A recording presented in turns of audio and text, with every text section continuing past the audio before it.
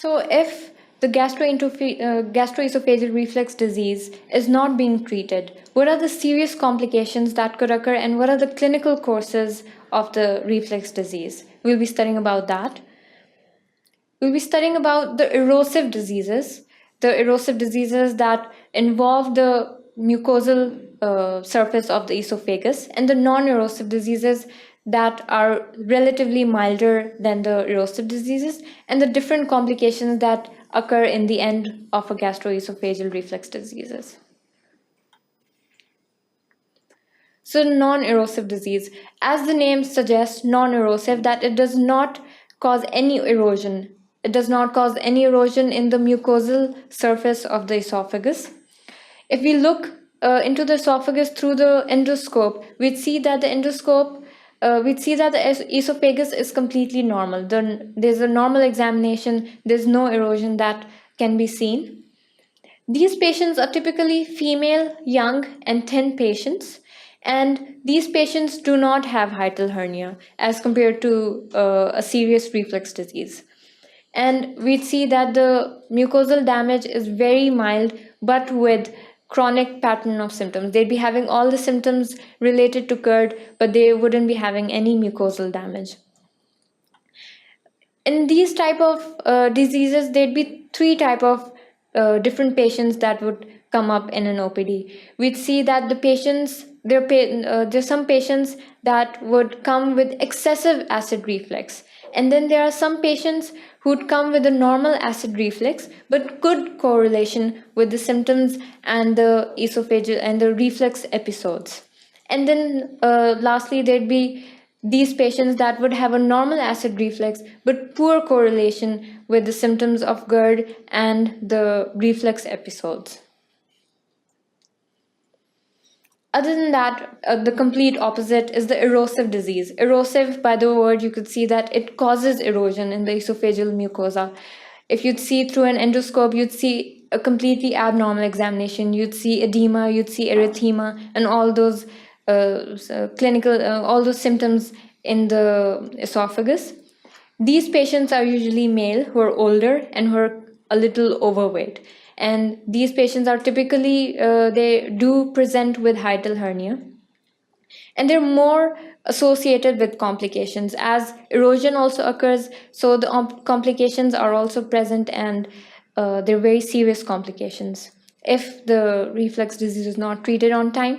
And there's a relapse within 6 months of stopping PPI. If you do give these patients proton pump inhibitors, and if they stop using it after 6 months, all these symptoms might develop again.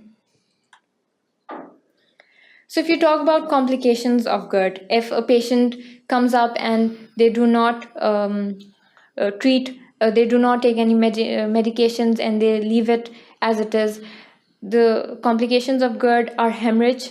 Hemorrhage occurs when there is a deep ulcer that presents in the esophagus, and it could involve a very major artery which causes bleeding in the esophagus. And then we could talk about the ulcer. Ulcer could occur in the esophagus.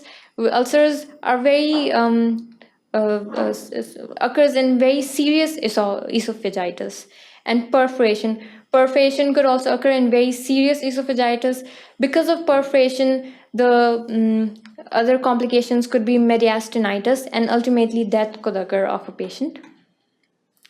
Esophagitis, like I've mentioned before, esophagitis could occur is a very serious sort of gastroesophageal reflux disease. Strictures. Strictures are circumferential tightening of the esophagus. The esophagus, this is a stricture. The esophagus, which is slightly narrowed at the lower esophageal sphincter, it causes a very tight narrowing, and it completely blocks the passage of food through the esophagus. This could occur because of recurrent inflammation in the esophagus and the accumulation of collagen fibers, which causes irreversible fibrosis, and thus a stricture could occur. Barrett's esophagus. This is a picture of Barrett's esophagus. In Barrett's esophagus, what happens is there's a metaplasia of the esophagus from the squamous epithelium, which is the normal epithelium of the esophagus, it converts into a columnar epithelium. There's a complete change in the epithelium that occurs in the in parts of the esophagus. This is called as Barrett's esophagus.